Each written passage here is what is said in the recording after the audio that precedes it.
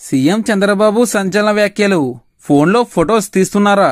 దీనిపై ఈరోజు వీడియో చూసే ముందు ఈ వీడియో మరో 10 మందికి వెళ్ళాలి అంటే మీరు చేసే ఒక లైక్ నాకు ఎంతో అవసరం.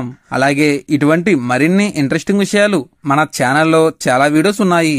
మీరు తప్పకుండా వాటిని కూడా చూడండి. ఈ వీడియో నచ్చితే కామెంట్ చేసి సబ్స్క్రైబ్ చేసుకోండి. ఇంకా ఏమాత్రం లేట్ చేయకుండా వీడియోలోకి వెళ్దాం. ఎవరో ఒకరు వచ్చి ఫోటోలు తీసుకుంటామని అడిగితే వెంటనే ఓకే చెప్పొద్దని సీఎం చంద్రబాబు మంత్రులకు సూచించారు. ప్రతి ఒక్కరితో ఫోటోలు దిగే విధానాన్ని కూడా మానుకోవాలని ఆయన కోరారు. ఎవరు పడితే వారు వచ్చి ఫోటోలు అడిగితే మాత్రం వద్దు అని చెప్పండి అని సూచించారు. ఈ విషయంలో అప్రమత్తంగా ఉండాలని ఆయన కోరారు. ఈ విషయంలో అంతా 1కి 10 సార్లు ఆలోచించుకోవాలని చంద్రబాబు దిశానిర్దేశం చేశారు. అయితే ఈ సందర్భంగా మంత్రి ఫారూక్ స్పందిస్తూ తాను అయితే తెలుగుదేశం పార్టీ వారు కాకుండా బయటవారు ఇతరులు ఎవరు ఫొటోస్ అడిగితే అస్సలు ఇవ్వనని చెప్పారు. ఇది తన విధానంగా పెట్టుకున్నాను అని అన్నారు.